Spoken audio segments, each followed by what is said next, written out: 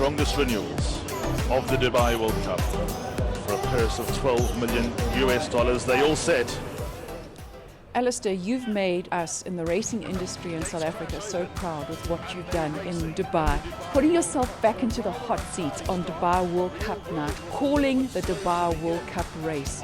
What was that like? The whole day was surreal. I mean, the first race was carded at 4:45 local time, and I've got a call time of 11 o'clock. So having to do all sorts of links and the usual activities before a race, meeting, track report, but obviously just a lot more on Dubai World Cup Day. So I kind of tricked myself into thinking it was just another day. And the first few races, it felt like just another day, and then all of a sudden the crowd started building up by the time you got to race 5, and I kind of realized what I was in for. But you know, by then I'd also eaten, and I thought, well, I'm going to sit in the commentary box, base myself here, and you know, just keep my nose down on the card and you know, try and do my best to focus. And then with a few minutes until the Dubai World Cup, I made a cardinal sin in taking my headset off, and I just heard this hum, this buzz that I'd never heard before. I'd say that I wouldn't compare it to the July. It's a different type of buzz, a different type of hum, a different type of atmosphere. But there it was just sort of almost anticipation of, you know, Asia's or the Middle East's biggest race, one of the richest races in the world, one of the strongest Dubai World Cups, and that was quite surreal and made me nervous for the first 400 meters of the Dubai World Cup. Please believe me, I was shaking. And then when I went through the field, got from first to last, the nerves settled, and I knew that I knew everybody. Country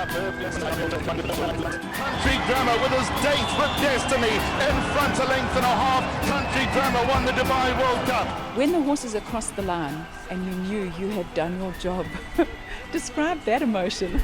That is actually quite a moment that I'd like to forget, to be honest. I wish that I did more for the Dubai World Cup.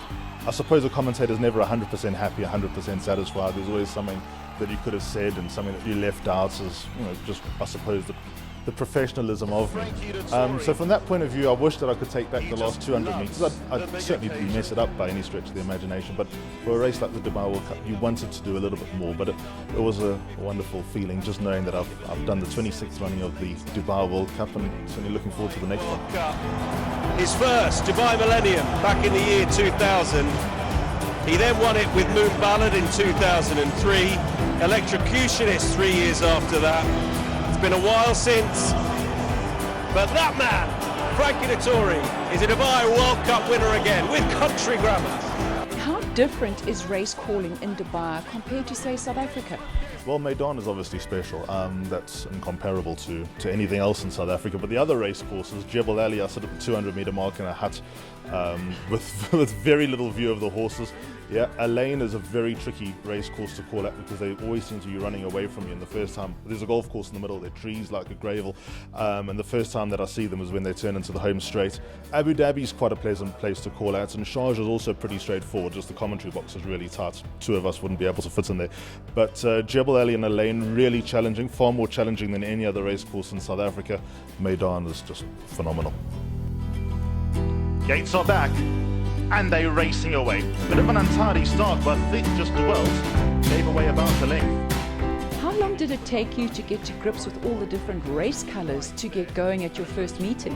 Oh, the first month was basically making it up as I go along, to be honest. Looking down at seeing a horse in blue, right, it's that horse in blue, giving a name, just learning to buy time between saying this horse and that horse, and you know, finding things to say in between. So once I got to the carnival, once the year turned over, once I settled down, it got a little bit easier, and I knew the horses obviously by then. How did you manage with the heat, especially when you first got there? Being a Durban boy, I probably didn't battle quite as much as many others would. The first 2 months that I was there until about mid to late November was really, really hot. And then by the time we got to December again, it was really pleasant weather. You know, you'd be comfortable walking around in jeans and a t-shirt rather than almost needing to wear shorts and a t-shirt for the first 2 months. But yeah, by the end of the season it was starting to warm up again, so I was quite relieved to get up when I did, and all the guys that I've spoken to are pretty jealous that I've seen a bit of rain in the last week. What did that experience do for you, Alistair, as a person, but also for your career as a commentator? It's huge for my CV. Obviously all the guys that I work with from Racing TV that come up for the Maidan race meetings, you know, obviously now this is the big league, and And being able to achieve all that was quite special. I think it's matured me a lot being by myself for 6 months, having to figure things out in a completely different city and get around by myself. Obviously, I had a car that was allocated to me, so just being able to explore and having a bit of wanderlust, I think did a world of good. But I'm very happy to be home for the next 6 months. And where to after that for you? Well, I do expect to go back to Dubai. Everything's pretty much been verbally agreed without signing on the dotted line. I expect all that to be done in the coming months. I know that they were fairly happy with what I did in Dubai this season, so I expect to go there for another couple of seasons.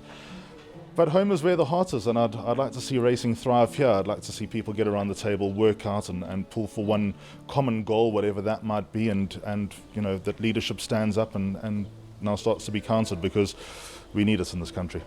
So another Group 1 race day coming your way from KZN this weekend. It's the HOLLYWOOdbets Gold Challenge. Really looking forward to being down there yet again on the back of what was a wonderful day at HOLLYWOOdbets Scottsville. Great to be part of the team with Dees and Warren and Craig Peters upstairs as well. Looking forward to be part of it again this weekend. Of course, some great stories were written this past weekend with Sean Terry's juvenile double. 15 Group 1s now for Sean Terry at HOLLYWOOdbets Scottsville alone. Captain's Ransom's magnificence in the South African filly sprint. And obviously the ultimate underdog story with Elysian Chief winning for Corey Lensley and Muzi Yeni in the feature race in the big Group 1 on the day. Who's going to write the headlines this weekend in the HOLLYWOOdbets Gold Challenge? Join us at HOLLYWOOdbets Grable.